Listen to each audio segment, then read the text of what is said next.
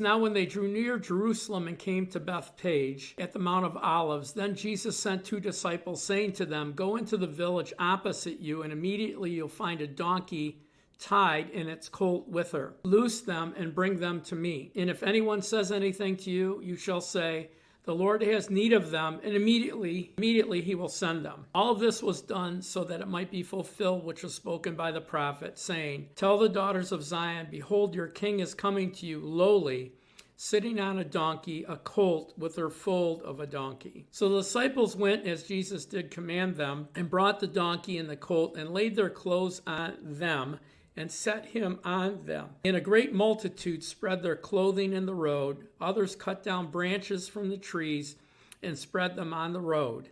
Then the multitude who went before them, who followed and cried, saying, "Hosanna to the Son of David. Blessed is he who comes in the name of the Lord. Hosanna in the highest." And when he had come into Jerusalem, all the city was moved, saying, "Who is this?" So the multitude said, "This is Jesus, the prophet of Nazareth of Galilee." So we know this is Palm Sunday. And so during what we call Holy Week, this is the beginning of it. In that week, Jesus is going to curse the fig tree. He's going to do a second temple cleansing. He's going to rebuke and reject and judge Israel, Jerusalem, the temple, the religious leaders, and their followers.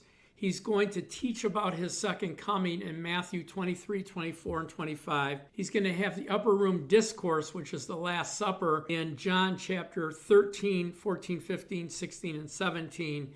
And so it's an action-packed week, along with the arrest and the false trials and the crucifixion and the resurrection. So that's Holy Week, from Palm Sunday to Resurrection Sunday. So here what's interesting is when Jesus came in, what provoked the crowd to say, "Hosanna, Son of David, you come in the name of the Lord"? What provoked them to do that? They were looking, actually the crowd was looking for a king to bring an insurrection against the Romans. I mean, that was their thinking. In that same Holy Week, Pilate gave them an option. Do you want Jesus, the guy that loves everybody, or do you want Jesus Barabbas, the insurrectionist, the violent man? So the religious leaders had, right after this event, had their temple torn apart, and Jesus cursed them, rebuked them for merchandising in the temple. He cursed the fig tree. He had 4 or 5 other parables that pointed out why they were being rejected. He actually told them, "The kingdom of heaven is being taken from you." So they were squarely against him. So when it came time, they riled the crowd against Jesus for Barabbas, somebody that was a sinner, but inadvertently they were doing God's will, if you will. So when Jesus rolled in, usually a conquering king rides in on a horse. He chose to ride in not only on a donkey, but its donkey's offspring. I've never figured out the revelation to that. I didn't have time to look into it. But there was 2 donkeys there, the mother donkey and her offspring. And so he rode in, and they were putting palm leaves in their clothing in the road. They were glorifying him and lifting him up. And little less than a week later, they were saying, crucify him, kill him.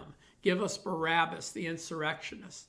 Anyway, thanks for watching. God bless you. Have a great day. Please share, follow, like this message, and then also make a comment.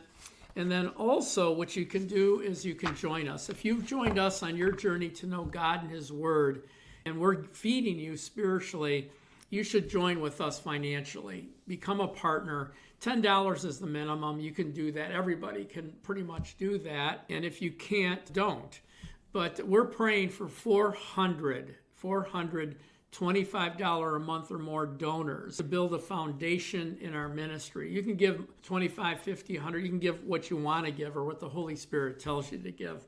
But join us in some capacity of partnering. God bless you. Have a great day. Thanks for watching.